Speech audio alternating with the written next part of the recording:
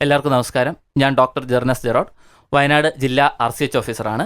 എല്ലാ വർഷവും ഏപ്രിൽ മാസം ലോക പ്രതിരോധ കുത്തിവയ്പ്പ് വാരമായി, അതായത് വേൾഡ് ഇമ്മ്യൂണൈസേഷൻ വീക്ക് ആയി ആചരിക്കുന്നുണ്ട്. 2026 വർഷത്തിൽ നമ്മൾ ഈ ഒരു വാരാചരണം നടത്തുമ്പോൾ vaccine works for every generation എന്നുള്ളതാണ് ഈ വർഷത്തെ പ്രമേയം. 1974 ശേഷമാണ് വാക്സിനേഷൻ നമ്മൾ ഇന്ന് കാണുന്ന രീതിയിലേക്ക് പ്രചാരത്തിൽ വരികയും രോഗങ്ങളെ പ്രതിരോധിക്കാനും രോഗപ്രതിരോധ കുത്തിവയ്പ്പ് ഇന്ന് കാണുന്ന അളവിലേക്ക് എത്തുകയും ചെയ്തത്. ഈ ലോകത്ത് നമ്മൾ കുറച്ച് വർഷങ്ങൾക്ക് മുൻപ് കണ്ടുവന്നിരുന്ന പോളിയോ അല്ലെങ്കിൽ വസൂരി പോലെയുള്ള മാരകമായ രോഗങ്ങളിൽ നിന്നും ഇപ്പോൾ നമ്മൾ വിട്ടുനിൽക്കുന്നത്, അല്ലെങ്കിൽ അവയെ തടഞ്ഞു നിർത്താൻ നമുക്ക് സാധിച്ചത് ഈ പ്രതിരോധ കുത്തിവയ്പ്പുകളുടെ കണ്ടുപിടുത്തത്തോടു കൂടിയാണ്.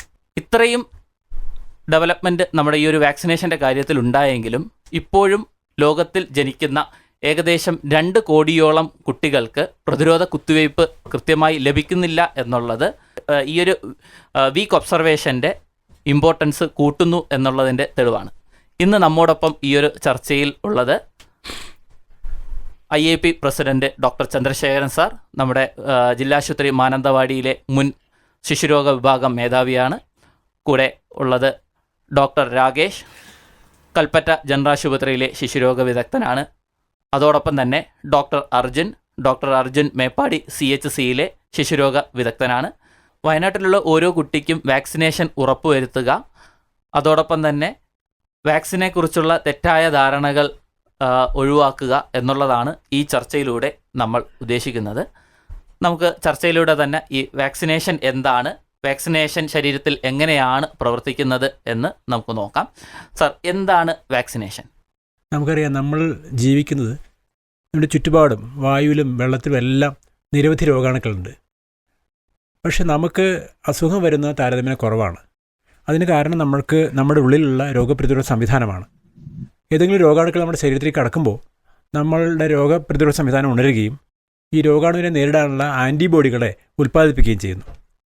അപ്പോൾ ഒരു അസുഖത്തിൽ വരുമ്പോൾ സംഭവിക്കുന്നത് രോഗാണു ഒന്ന് കയറി നമ്മുടെ ശരീരത്തിലേക്ക് കയറി നമ്മുടെ ശരീരം അതിനെതിരെയുള്ള രോഗപ്രതിരോധ ആൻറ്റിബോഡികൾ ഉൽപ്പാദിപ്പിക്കുന്നു, ആ രോഗാണുവിനെ കീഴടക്കുന്നു, അങ്ങനെ അസുഖം മാറുന്നു. ഇതാണ് സാധാരണ സംഭവിക്കുക. പക്ഷേ ഈ പ്രക്രിയയാണ് നമ്മുടെ ഒരു രോഗപ്രതിരോധ സംവിധാനം എന്ന് പറയുന്നത്. പക്ഷേ ശാസ്ത്രം കണ്ടുപിടിച്ചു ഇത് രോഗാണു കയറണമെന്നില്ല, മറിച്ച് രോഗാണുവിനെ പോലുള്ള ഒരു സാധനം കയറിയാലും നമ്മുടെ ശരീരം ഇതിനെതിരെ പ്രതിരോധ സംവിധാനം ഉണരും, ആൻറ്റിബോഡി ഉൽപ്പാദിപ്പിക്കും എന്ന് കണ്ടെത്തി. അതാണ് യഥാർത്ഥത്തിൽ ഈ ഇമ്മ്യൂണൈസേഷൻ്റെ അടിസ്ഥാന തത്വം. അതായത് രോഗാണു കയറുന്നതിന് പകരം ഒരു ജീവനില്ലാത്ത രോഗാണു ആയിക്കോട്ടെ, അല്ലെങ്കിൽ വീര്യം കുറഞ്ഞ രോഗാണു ആയിക്കോട്ടെ, അത് നമ്മുടെ ശരീരത്തിലേക്ക് കയറുമ്പോൾ നമ്മുടെ ശരീരം വിചാരിക്കും ഇത് രോഗാണെന്ന് വിചാരിച്ച് അതിനെതിരെ ആൻറ്റിബോഡി ഉൽപ്പാദിപ്പിക്കും. അപ്പോൾ എന്തായി? രോഗാണു കയറിയിട്ടില്ല, അതിനു മുമ്പേ തന്നെ നമ്മുടെ ശരീരം ആൻറ്റിബോഡിയെ ഉൽപ്പാദിപ്പിച്ച് രോഗാണുവിനെ നേരിടാൻ തയ്യാറെടുത്തിരിക്കുകയാണ്. ഇതാണ് ഇമ്മ്യൂണൈസേഷൻ്റെ പ്രിൻസിപ്പിൾ. അതായത് നമ്മൾ ഈ രോഗാണുവിനെ ഒന്നുകിൽ കൊന്നിട്ടോ അല്ലെങ്കിൽ അതിനെ വീര്യം കുറച്ചിട്ടോ ആയിട്ട് നമ്മുടെ ശരീരത്തിലേക്ക് കടത്തിവിടുന്നു. നമ്മുടെ ശരീരം ഇത് രോഗാണു എന്ന് വിചാരിച്ചിട്ട് അതിനെതിരെ ആൻറ്റിബോഡി ഉൽപ്പാദിപ്പിക്കുന്നു. ശരിക്കും രോഗാണുക്കൾ വരുമ്പോൾ, അതായത് രോഗാണുബാധ വരുമ്പോൾ നമ്മുടെ ശരീരം തയ്യാറെടുത്തിരിക്കുകയാണ്. ഈ പ്രക്രിയയാണ് ഇമ്മ്യൂണൈസേഷൻ.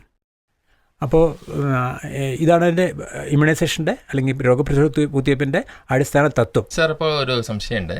BCG പോലെയുള്ള വാക്സിനുകൾ നമ്മൾ ഒരു ഡോസേ കൊടുക്കുന്നുള്ളൂ. പക്ഷേ പോളിയോ അതുപോലെ പെൻഡാവാലൻ തുടങ്ങിയ വാക്സിനുകൾ ഒന്നിലധികം ഡോസുകൾ കൊടുക്കുന്നുണ്ട്. എന്താണ് ഇതിനുള്ള കാരണം? അത് ഓരോ രോഗാണുവിൻ്റെയും പ്രത്യേകതകളുണ്ട്. ആ രോഗാണുവിൻ്റെ പ്രത്യേകത അനുസരിച്ചിട്ടാണ് അതിൻ്റെ വാക്സിൻ ഉണ്ടാക്കുന്നത്. BCG ഒരു വാക്സിൻ അത് ക്ഷയരോഗത്തിനെതിരെയുള്ള വാക്സിനാണ്. അതിൻ്റെ ആ രോഗാണുവിന് ആ ഒരൊറ്റ സിംഗിൾ വാക്സിനേ ആവശ്യമുള്ളൂ. പക്ഷേ ചില വാക്സിനുകൾ, പ്രത്യേകിച്ചും കിൽഡ് വാക്സിനുകൾ എന്നുണ്ടെങ്കിൽ രോഗാണുവിനെ കൊന്നതിന് ശേഷം അതിനെ ശരീരത്തിൽ പ്രവേശിപ്പിക്കുന്ന രീതിയാണ് കിൽഡ് വാക്സിൻ.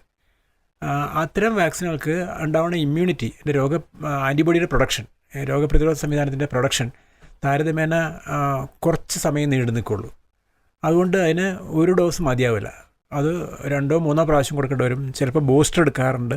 ഇപ്പോൾ നമുക്ക് പെൻഡാവാലിൻ്റെ വാക്സിൻ ആണെങ്കിൽ നമ്മൾ 6-ാം മാസത്തിൽ, 10-ാം മാസത്തിൽ, 14-ാം മാസത്തിൽ കൊടുത്തു.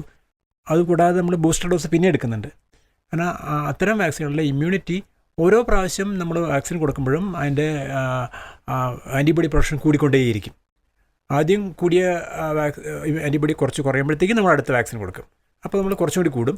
പിന്നെ ഓരോ പ്രാവശ്യം കഴിയുന്തോറും അതിൻ്റെ ആൻറ്റിബോഡിയുടെ പ്രൊഡക്ഷൻ കൂടി നമുക്ക് വേണ്ട ഓപ്റ്റിമായ ലെവലിലേക്ക്, ഏറ്റവും പാകത്തിനുള്ള ലെവലിലേക്ക് ആൻറ്റിബോഡി ഉൽപ്പാദനം സംഭവിക്കും. അതുകൊണ്ടാണ് ചില വാക്സിനുകൾക്ക് ഇത്തരം പല പ്രാവശ്യം കൊടുക്കേണ്ടി വരുന്നത്.